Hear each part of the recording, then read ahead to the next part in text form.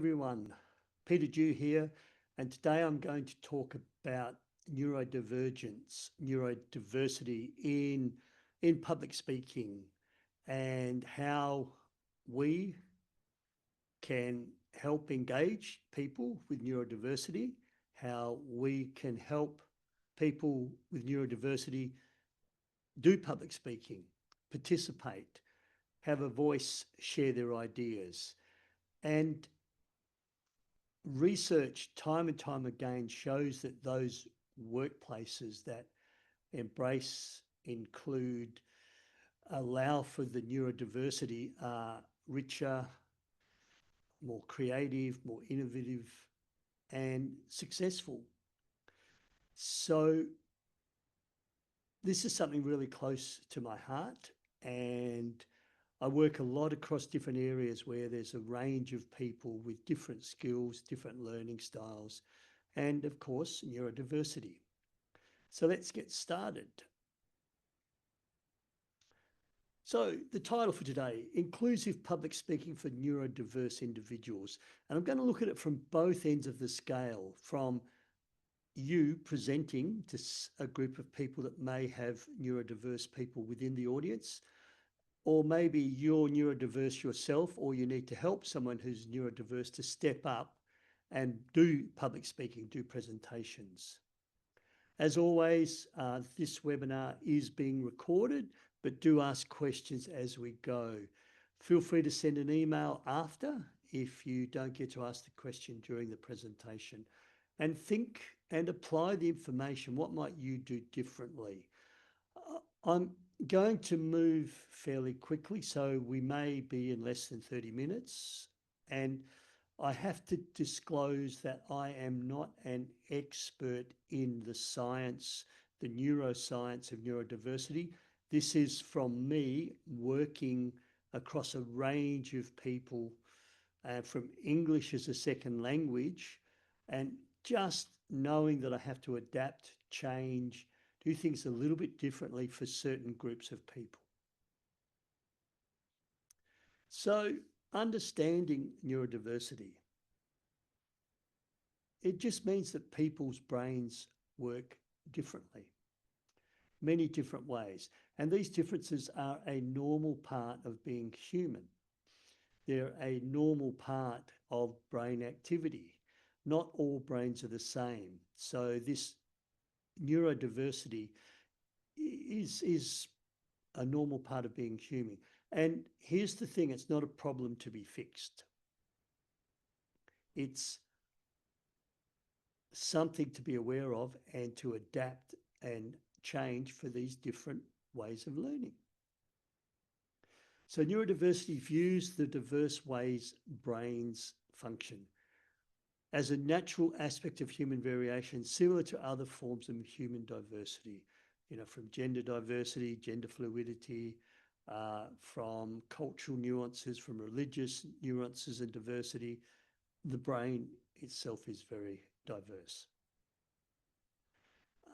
Some different types of neurodiversity, not completely inclusive. The list is probably growing. And from Down syndrome, acquired neurodiversity, such as a stroke or acquired brain injury, Tourette syndrome, we've got stuttering there, we've got autism, of course, hyperplexia, obsessive compulsive disorder, ADHD, a whole range of things that put us as people with neurodiverse brains. So as a person who stutters, my brain does not work the same as other people's brains. They have done MRIs on my brain, and when I'm talking, reading poetry, reading articles, having a conversation, answering questions, a different part of my brain lights up to a typical communicator. So the wrong part of my brain, not the wrong part, a different part lights up and works that's not normally associated with speech. And so people who stutter are neurodiverse. So there's just some of the groups of people that I've worked with. I've done a lot of work with Down Syndrome Australia, and absolutely amazing people to work with. So understanding neurodiversity. The thing with neurodiversity is that people think differently, people learn differently, people solve problems differently, people see, observe, notice things that other people don't, and this is good. This is good. This is the creativity that I was talking about, the innovation, the divergent, the different problem solving. I mentioned working with Down Syndrome Australia. And of course, one of the programs we worked on was their health ambassadors.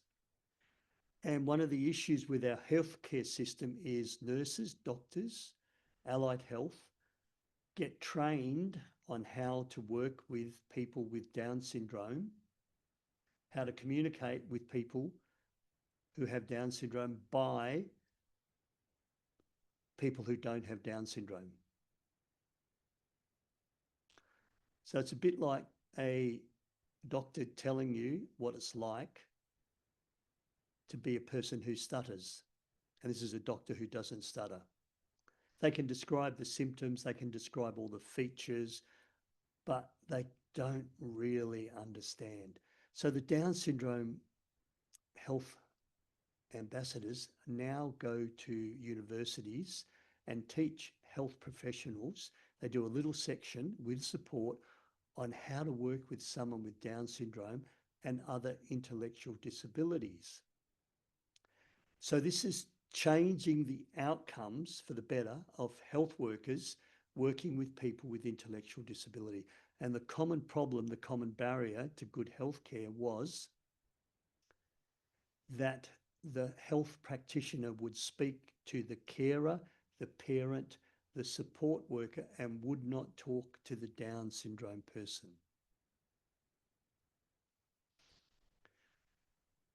Now that the Down syndrome people are talking at the lectures, giving information to the trainee health professionals, they now understand the importance of speaking to the client, even though they may have an intellectual disability, they may have an extra chromosome, they may be neurodiverse. So it gives us in our organisation, in our community, diverse perspectives. It enriches thinking, discourse, creativity. Really valuable to engage and understand and work with people who are neurodiverse. So if you are presenting, be creative and inclusive when you set up your speaking environments. Some training rooms, the lights are so bright, it's uncomfortable. The speaker systems are so loud, it's too noisy. And I don't like loud noises. So just being aware of that and having sections of lights where you can turn the lights down, people can sit there quietly, everyone can see my screen okay.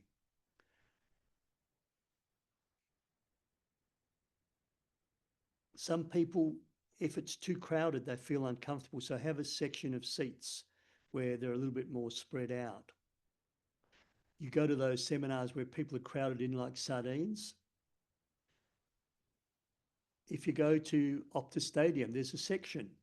If you go to the RAC Arena for the basketball, Optus for the football, there's a section for people in wheelchairs, with mobility needs. There's sections there. Why not have a section in your room for people that may be neurodiverse and do not like the lighting? Have a welcoming atmosphere. And part of this is setting up front how you're going to let people participate. Don't put people in the spotlight. Don't put people under pressure unnecessarily. Ask for volunteerism. Ask for people to participate at a level that they feel comfortable with. And that way, me as a person who stutters doesn't have to speak up, doesn't have to answer a question. So think about what can you do to set up that environment. If it's a job interview, what can you do to help someone who's neurodiverse excel in a job interview rather than be inhibited? If someone's distracted, looking away, not paying attention, not making eye contact, it doesn't mean that they're not engaged. It could be that they're neurodiverse, ADHD, obsessive compulsive, something like that. I love it when I run workshops and someone comes up and says, Peter, you'll notice me fidgeting, playing with my pens. Please understand, I am paying attention. I am engaged. I just have really high level ADHD. At school, I get in trouble all the time. And I know, this fidgeting is going to annoy you, but please understand it's me and I'm okay. So by that person letting me know, I notice that, but I don't get distracted. I don't pay any extra attention to them. I don't put them in the spotlight. Are you okay? Is something happening for you?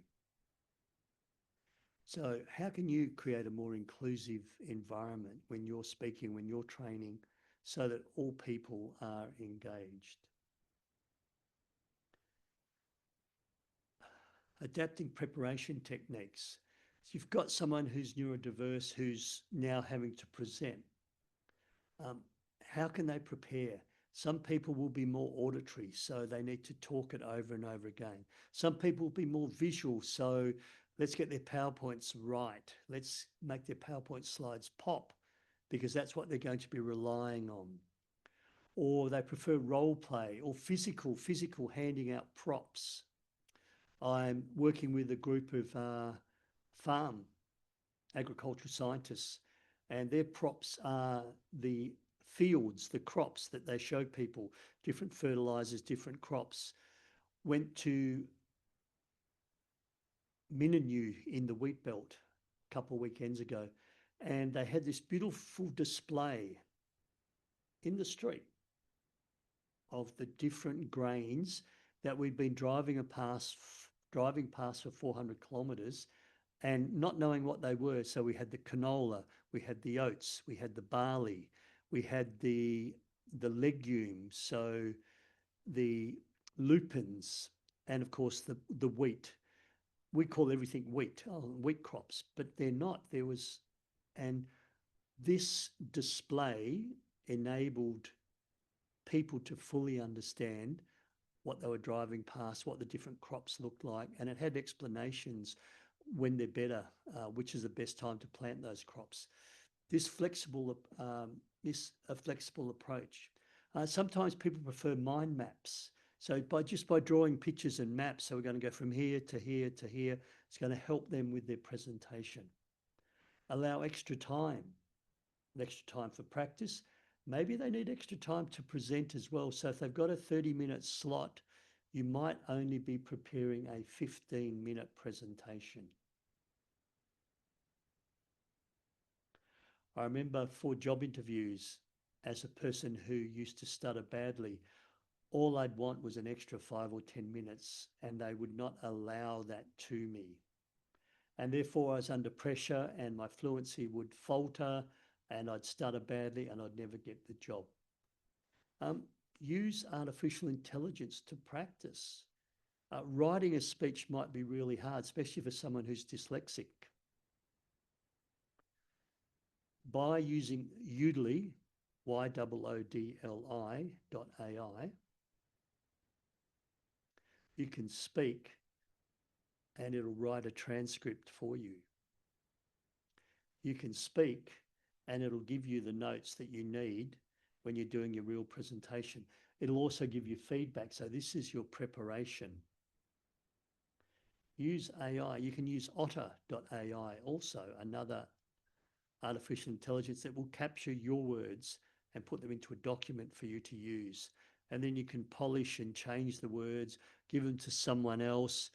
Maybe someone else can prepare your PowerPoint slides if you need that help. Sometimes we need to use assistive tools. I worked with one person who had cerebral palsy, and it was hard to understand them speaking, but they had a voice to text. And so as they spoke, it went up on the screen as a PowerPoint slide. It's a little bit like when you're watching those movies where they're in French or Italian and the translation comes across the screen. There's other apps and devices that people can use. Sometimes Google Translate can help translate if English is a second language and you're struggling to find the right word. Just speak the word on stage into your Google Translate app that you've got open, ready to assist you, and just acknowledge that just a moment, I'm going to find the right word. Cue cards can help, and those bullet points on a card or that mind map. I like a one-page mind map, and you just have that up front with you. And when you look at that page, you sort of know where you are. The other thing you can do, of course, is you can have a highlighter with you. And as you've covered, if doing things sequentially is an issue, you can highlight when you've covered that. And then you move on to the next one, you can highlight when you've covered that. And that way you keep on track.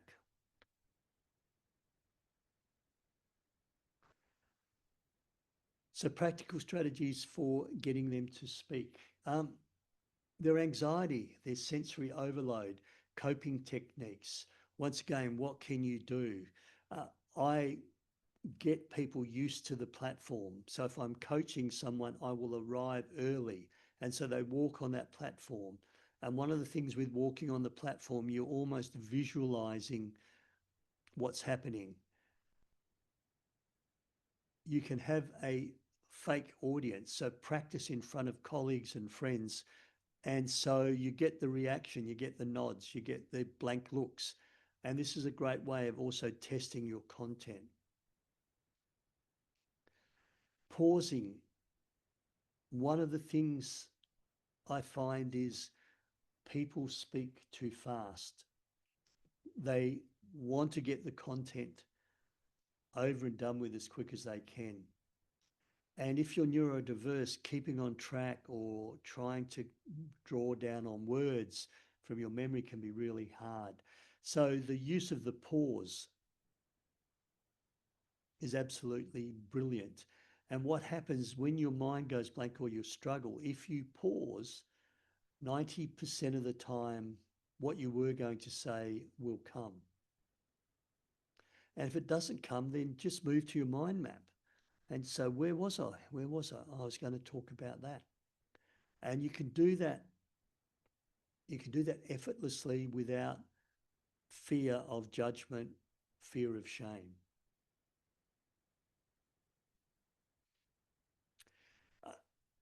I teach people to do a little model called tell, show, ask, share.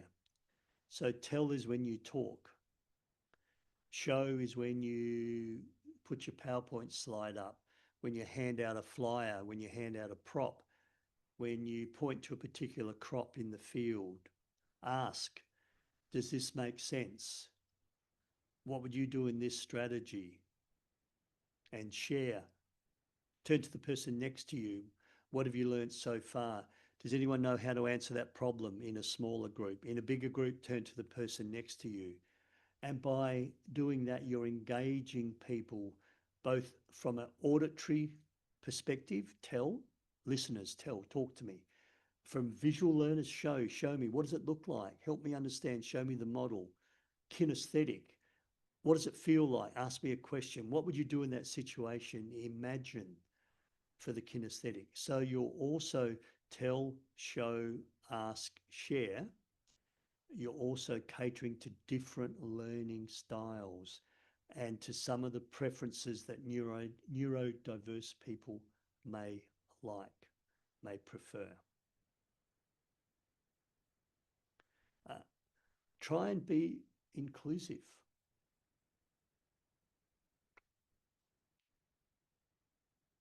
Encourage empathy, understanding. No silly questions in my workshops, no silly comments, no wrong, no mistakes. Get people to give feedback, respectful feedback, and advocate for education and understanding around neurodiversity.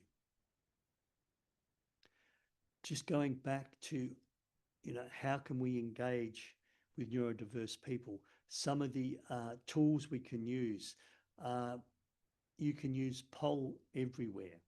You can use Slido for questions. Some people might put up their hand, some people will never put up their hand, but you can enter on your phone or your iPad through Slido. So you go to the link, join into that conversation, type in your question. Next minute, the speaker is answering your question without you having to put your hand up, get out of your comfort zone, do something that's not within your normal neurodiverse way of communicating. Slido, Mentimeter, Poll Everywhere are ways we can engage people that may not normally speak up. Jeff Bezos, CEO of Amazon, does a thing called a blended meeting. He has a diverse team of people for his strategic thinking, and not all of them are neurotypical. Some are neurodivergent, some are introverts, some are extroverts. So what he asks is for everyone, he sends out the agenda a week before the upcoming meeting. And on the agenda, he says, can everyone send back 5 ideas solving this problem? Can you come up, everyone send back 4 discussion points on this issue? And then he gets all that back. So it's a requirement that you do those 5 questions and those 4 discussion points. Each of those responses from maybe his team of 10 people gets added to the agenda, and they get spoken about for 5 minutes. So if you're shy, if you're introvert, if you struggle to stay on track, your idea that you thought about before the meeting is on the agenda and is being talked about by everyone in the room. And you can hold back. You don't have to speak because your idea is on the board being discussed about. Now, if you don't do that, the people that are very extroverted, very confident will put their hand up and talk and talk and talk. And the quiet or the shy or the neurodiverse person may not put their hand up and their idea does not get discussed, and you've lost that creativity. So here's my call to action. Create a psychological safe space for people to participate. Give people alternative ways of learning. Tell them, show them, ask them, give them some props. Use Mentimeter, use Slido. Give people more time. Time pressure is one of the biggest things that can put neurodiverse people under pressure. It's the biggest thing that put me, a person who stutters, under pressure. And as people with voices, as people who speak and train, ensure people who don't have a voice, ensure people who may struggle to have a voice, ensure people have a voice and a seat at the table, ensure that people with Down syndrome have input into the way health professionals work towards them. We've covered a little bit about understanding neurodiversity, be creative, inclusive speaking environments, use some adaptive techniques, some AI, some tools, assistive tools. As speakers, we know how to engage people that are neurodiverse, alternative ways, and of course, have that inclusive communication. If people don't have a seat at the table, then you are not being inclusive. What have I got coming up? My next webinar, how to keep your audience engaged, 6 strategies when public speaking. I've got some workshops coming up very quickly next week. Perth, learning presentation skills and speaking off the cuff. Then we move to Port Hedland and Melbourne in October. And finally, we have 2 workshops in Karratha on the 19th and 20th of November. You know how to reach me. Phone number, email. I'd be happy to have any comments after this webinar. The webinar is recorded for you to review, go over in your own time. So really importantly, thank you for your participation. But more importantly,